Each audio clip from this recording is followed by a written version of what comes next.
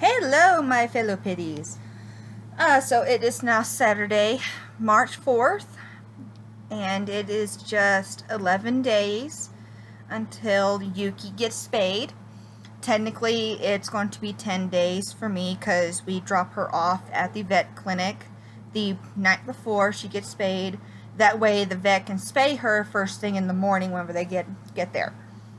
And honestly, it's going to be a stressful night for me because it will be the first night without Yuki since I got her.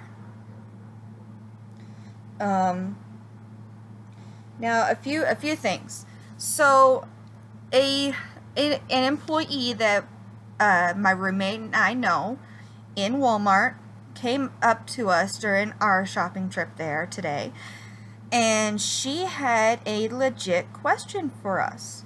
She wanted to know if, for a service animal, a legit service animal, if they were allowed, if a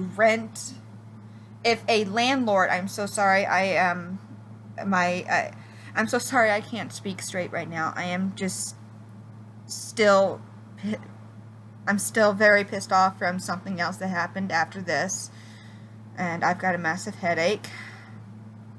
But anyway, so this employee comes up to us and she says to us that she was just hoping to run into us tonight so she could ask us this question. So her question was that if a landlord is legally allowed to charge a pet deposit for a service animal or emotional support animal. The answer is flat out no. By the FHA law, service animals and emotional support animals are granted free housing rights. This means that a landlord cannot charge you for a pet deposit because you have a service animal and or emotional support animal. Now, they are allowed to ask you for proof, such as a doctor's note, and or they can ask for shot records just to make sure that, the animal is up to date. I personally am more than willing to show that Yuki is fully up to date. That way there is no, questions later on. For example, if you're sharing a housing unit like I am, technically this is a house. However, it's the original foundation had been added on to, and that's currently what I'm in now. I am technically sharing a house, so to speak, with my neighbors. Now, my neighbors have a dog, so naturally it would be wise to have shot records on hand and to present them to your landlord to let them know that yes, my service animal or emotional support animal is up to date on shots. Now, however, I don't recall if that is legal for them to ask it or not. I do believe they are legally allowed to ask that as a landlord. But yeah, bottom line is, by FHA law, a legit fully trained service animal or emotional support animal is granted free housing rights. Flat out. Bottom line, end of story, bye-bye. Now, that being said, they are allowed to charge you should your animal do damage to the property, such as tear up the carpet, claw on the walls. They go and end up having an accident inside the house and it stains the carpet. They are allowed to charge you for that. That is damage done to the property. Unless you go and pay out of pocket to fix that issue right then and there before you end up moving out. Which, honestly, logically, that shouldn't really be an issue. I mean, they shouldn't charge you if you go and pay for it to get fixed yourself before you even move out. Logically, they shouldn't really charge you. I mean, you've you've already dealt with it. You've already fixed it properly. But yeah. So, like I said, again, bottom line, emotional support animals and fully trained service animals are granted free housing rights. No ifs, ands, or buts about it. That's it. This includes, this covers any breed for a dog and or cat. They cannot discriminate about, you know, the animal's size, the breed, anything like that. All breed restrictions are thereby null and void for service animals and ESAs. However, if it's a service animal, then it must be either a dog or a miniature horse. By ADA law, those are the only two species, I would say, that are federally recognized as service animals. There is no such thing as a service cat, service turkey, duck, pig, anything like that. Unless it's a dog or a miniature horse, then no, they're not service animals. They are emotional support animals. Now, emotional support animals, as many of y'all already know, come in all shapes and sizes. I've got a cat, and she's my emotional support animal. I've had her for almost 2 years now. Excuse me. I got her 2 years ago in June. This June will make 2 years. I got her before I got Yuki, and ultimately before I even found out I could really benefit from a service animal. And I had told my roommate everything that Athena would help me. My cat is named Athena. I had told him what all my cat helps me with, that she helps me feel emotionally sound, so to speak. I guess you could call it emotionally sound. When I'm stressed or, you know, just not feeling well in general, she's always there. She nuzzles up to me, and she'll do funny things on her own that just make me laugh. Like right now, I heard her earlier. She's playing with something out in the living room. Yeah.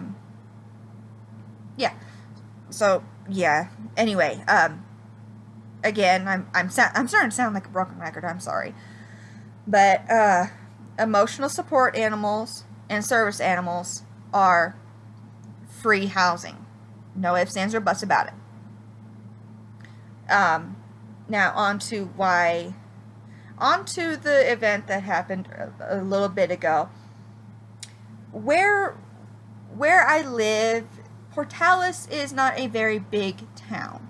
We have one Walmart, and it's really like one of those small town kind of places. You got a few mom and pop stores. You got a few, you know, other stores. There's tack shops. It's more of a country town. And one of the stores we have here recently sold and is now called Farmer's Market. I'm sorry. And I went inside to get my boss some tea. And Yuki and I are checking out. We've got the tea and everything. Everything's fine. I go and look down at Yuki because she's doing a good job. She's being good. She's sitting next to me. She's paying attention to me. She's not distracted. And I see this little girl, about 10 years old, just try and sneak her way towards Yuki. And I said no to her. She ignores me and pets Yuki. And I automatically go and say, don't distract her. She's working. And she just runs off to her mother. This has happened to me multiple times. I mean, it's like people cannot see the frickin' hands-off tag on her vest. It's like they can't see the service dog. Do not distract. Granted, this is a new patch. I mean, it's even like they can't even see this. Keep back. My handler bites.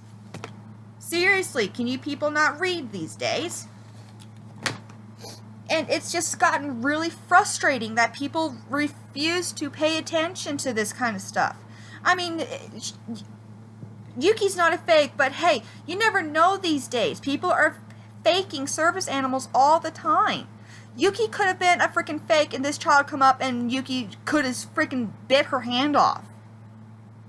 It would not have been my fault. Well, technically it would have been, but still, it would be on the parent to pay attention to their child. This child was freaking 10 feet away from their parent. It freaking pissed me off. The parent was nowhere near this child to pay attention to them. And it has honestly gotten to the point where there's not going to be any more Miss Nice Girl. I'm done. I'm honestly done. I'm fed up with it. It has gotten to the point where from now on that, you know, anyone who goes and pets Yuki without my permission will get their hand slapped. I don't care if you call it abuse or not. You are touching my service animal. She is working. By law, you are not allowed to distract a working service animal. I would rather have that child or person get properly disciplined and educated on not to distract a service animal than my life end up in frickin' the hospital. Honestly, that's really what it comes down to. Either I get put in the hospital because someone went and flat out ignored all my warnings, all her signs of not to pet her just because they wanted to be a special snowflake and pet a service animal, or they get educated and if it is in this case they get properly disciplined. What's the lesser of the two evils here? Yeah. Getting put in the hospital for someone distracting a working service animal is way worse than properly disciplining a child for distracting said service animal. Yeah. But here's another thing. This state, New Mexico, is seriously fucked up. I go and slap any child, hand, butt, anything, they'll go and cry abuse. I've actually heard of situations where a good parent who actually cares about their child properly disciplines them at the correct times in the correct methods is called abusive. And yet druggy parents and alcohol parents, not that I have anything against those who drink. I'm a drinker myself, but there are limits. Those who drink and do drugs and neglect their children are considered perfectly suitable parents. That's how this state is. Seriously, that's how this state is. And it seriously frustrates me. I flat out want to move back to Texas. At least there, the laws are frickin' straight. They are legit. They actually make frickin' sense. They seriously make sense in Texas. It's really frustrating when, yeah, it's seriously frustrating in this situation. I mean, should I just freaking put a freaking bubble around me? And it's even gotten to the point where I'm wanting to just simply get rid of Yuki because my hands are tied in this situation. It's seriously to that point. And I know that getting rid of Yuki will only make things worse in my situation because of all my disabilities, but a spoonie can only handle so much stress in situations like this. And honestly, this puts my stress level way above what I can handle.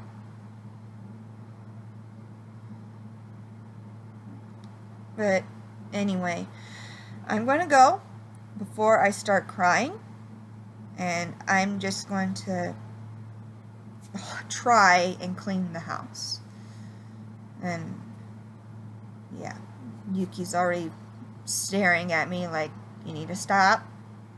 And yeah, so I shall talk to you guys tomorrow. Bye.